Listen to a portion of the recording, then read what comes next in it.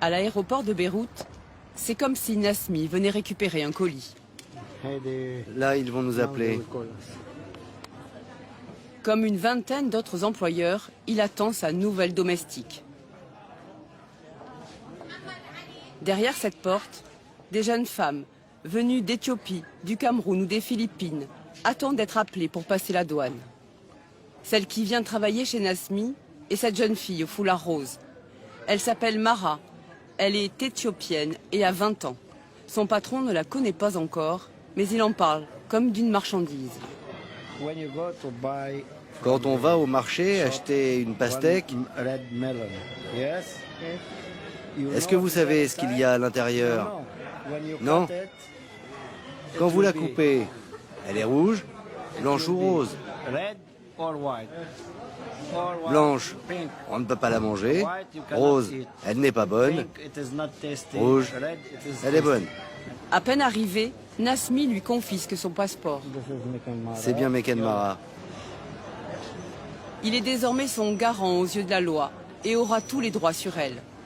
Son nom est d'ailleurs inscrit sur le passeport de Mara.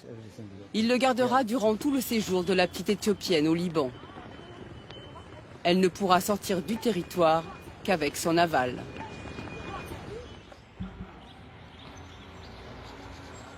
Dans la famille de Nasmi, tout le monde attend l'arrivée de la petite nouvelle.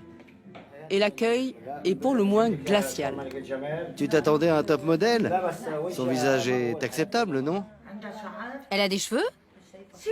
Enlève ton foulard. Oui, c'est bien. Enlève. Elle ne te comprend pas. Enlève, enlève qu'on voit tes cheveux. Non mais vraiment, Nazmi. Mon Dieu, elle est très moche. Le bébé. Comment va réagir le bébé dont elle va s'occuper? La jeune femme ne comprend pas ce qui se dit autour d'elle, car elle ne parle ni l'anglais, ni l'arabe. Et sans ménager son intimité, ses affaires personnelles sont déballées au vu de tous. Des habits, à manger. Elle est nouvelle, donc elle ne sait pas. Les habits, c'est moi qui vais te les donner. Puis c'est le passage obligé de la douche et du shampoing anti-poux. Il n'est pas dit que Mara en ait, mais la famille considère cela comme une formalité préventive. Bien, Mara, ça va? Douche, bien? Tout va bien? Sans plus tarder, Mara commence son apprentissage. Première leçon, comment faire la vaisselle. Tu fais comme ça. Toi, voire moi. Dis-lui de faire comme j'ai fait. Son employeur lui parle comme à un enfant qu'on encourage. Très bien. Bravo. Encore. Oui, oui. Bravo. Ferme le robinet. Accroche ça là. Accroche. Là. Très bien. Quand c'est fini, fini. Assieds-toi. Une fois le travail terminé, elle peut s'asseoir. Mara vient de vivre sa première journée de bonne au Liban.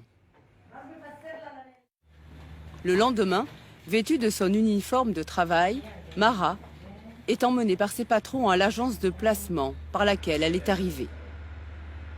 Comme toutes les domestiques, c'est sur catalogue qu'elle a été choisie par ses employeurs.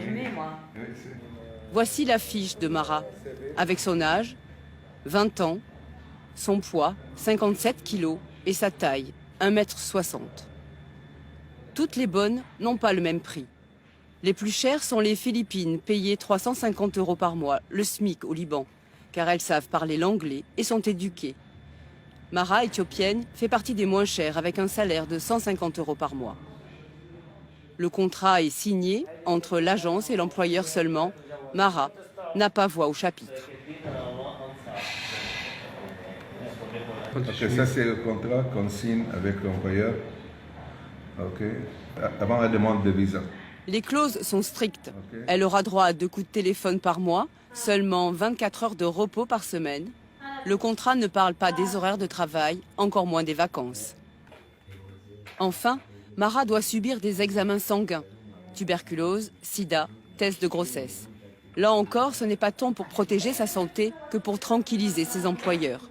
Si elle est souffrante, elle ne sera d'ailleurs pas soignée ici, mais renvoyée dans son pays d'origine.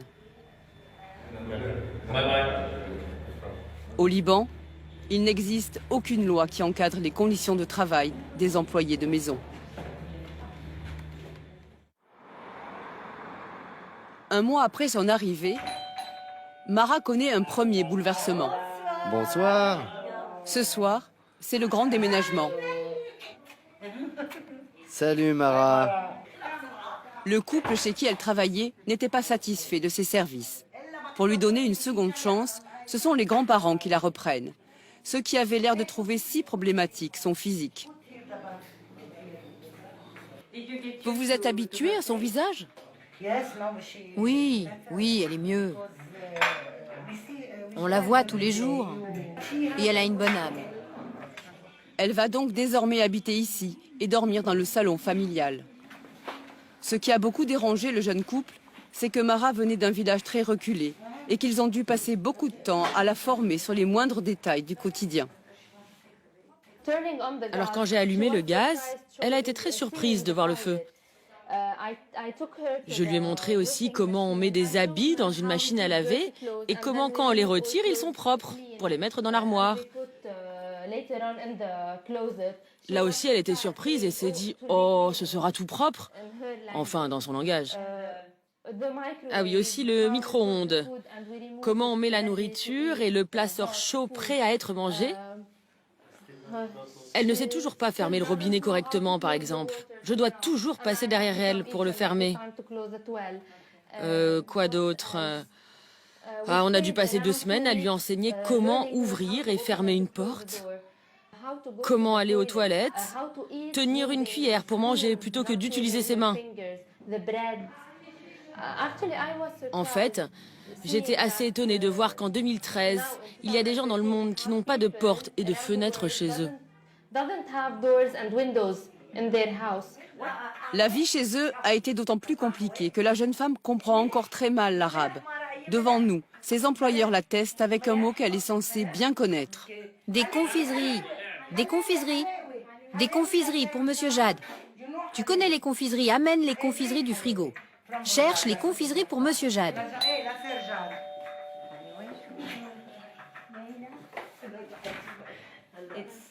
Non, pour Monsieur Jad. Monsieur Jad. Qu'est-ce qu'il mange? Des confiseries. Où sont les confiseries, Mara? Vous voyez? Alors, elle a trouvé les confiseries? Mara, c'est la regarde. Tous les jours, depuis qu'elle est là, je lui demande les confiseries. Elle est toujours incapable de me les ramener. Oui, bravo, Mara.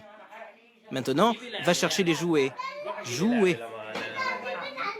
Si ses patrons ne sont toujours pas satisfaits de son travail d'ici 2 mois, ils pourront avoir une nouvelle employée par leur agence sans payer de frais supplémentaires et Mara sera placée dans une autre famille.